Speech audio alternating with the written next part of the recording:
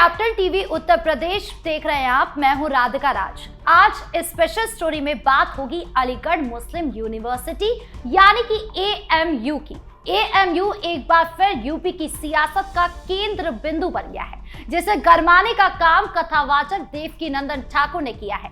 देवकीनंदन ठाकुर ने ऐसा बयान दिया है जिससे हिंदुओं में जोश है और कट्टरपंथियों में आक्रोश है। बताएंगे आपको देवकीनंदन ठाकुर ने ऐसा क्या बोल दिया जिससे पूरा एएमयू पर बुलडोजर चलाने तक की बात आ गई है। देवकीनंदन ठाकुर का बड़ा बयान।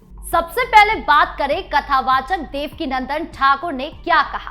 प्रसिद्ध कथावाचक और आध्यात्मिक गुरु देवकीनंदन ठाकुर ने बुलंदशहर के एक प्रवचन के दौरान एएमयू को लेकर बड़ा बयान दिया। उन्होंने कहा कि अगर अलीगढ़ मुस्लिम यूनिवर्सिटी में मस्जिद है तो वहाँ मंदिर भी बनना चाहिए।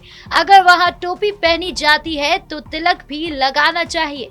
उनका कहना था कि भारत राम और भारत कृष्ण का भी है और यहाँ सबके लिए समान अधिकार होना चाहिए। उन्होंने एक घटना का जिक्र किया जहां किसी सनातनी को एएमयू में तिलक लगाकर जाने पर रोका गया।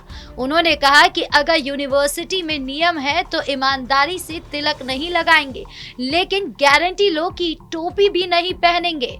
भारत सेक्युलर देश है, सबके लिए समान अधिकार है। अगर माथे पर तिलक नहीं तो सिर पर टोपी भी नहीं होनी चाहिए।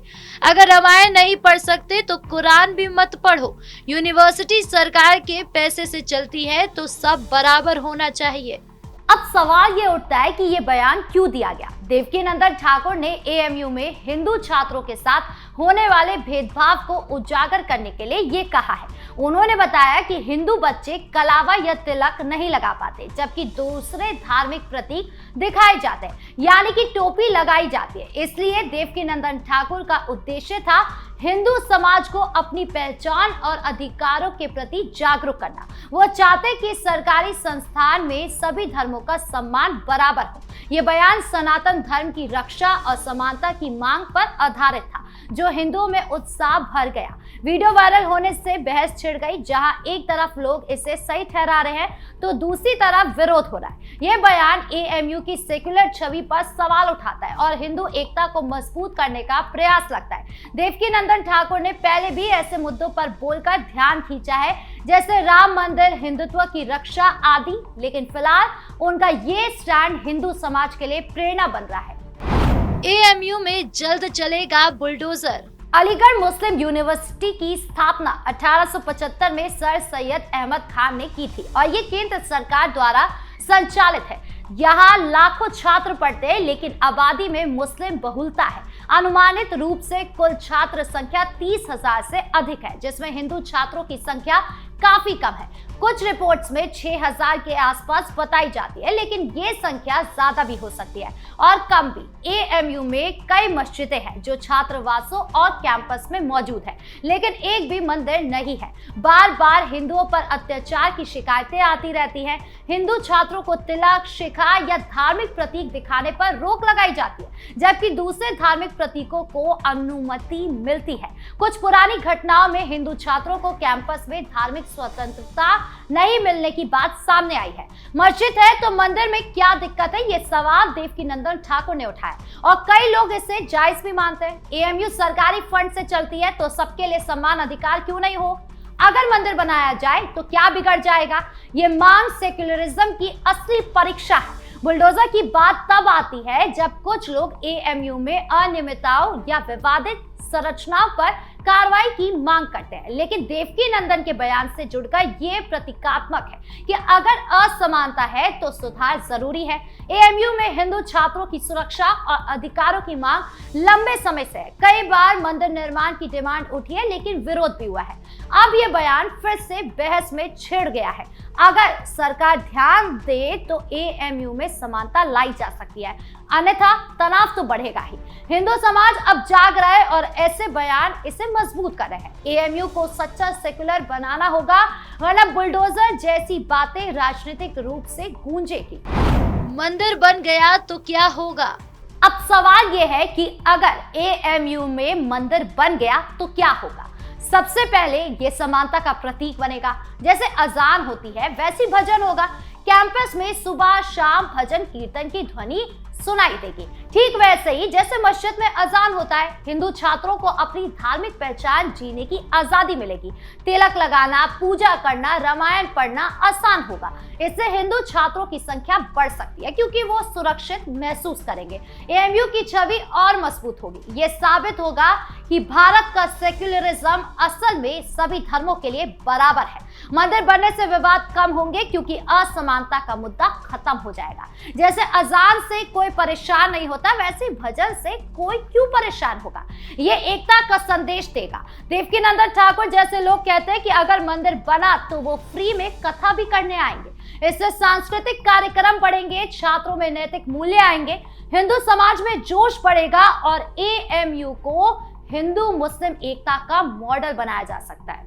विरोध करने वाले कहते हैं कि ये माइनॉरिटी इंस्टीट्यूशन है, लेकिन सरकार के फंड से चलने वाली जगह पर सब बराबर है। मंदिर बनने से कोई नुकसान नहीं बल्कि फायदा ही होगा। शांति आएगी, समानता होगा और विकास भी होगा। जैसे अजान की आवाज फैलती वैसे भजन की मधुरता भी फैलेगी। ये भारत की असली ताकत दिखाएगा।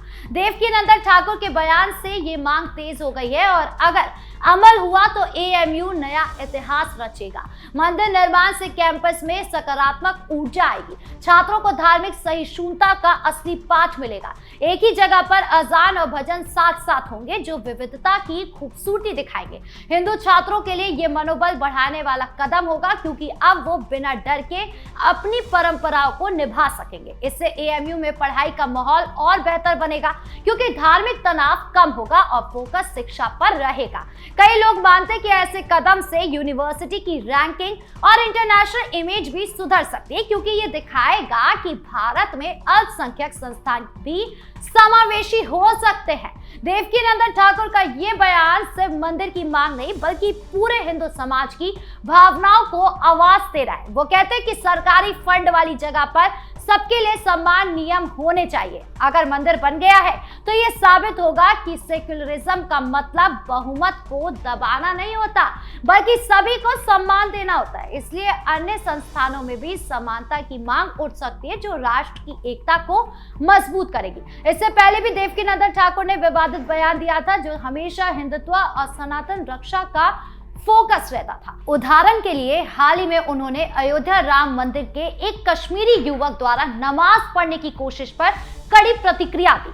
उन्होंने इसे मंदिर की पवित्रता पर आघात बताया और कहा कि धार्मिक मर्यादा का सम्मान जरूरी है।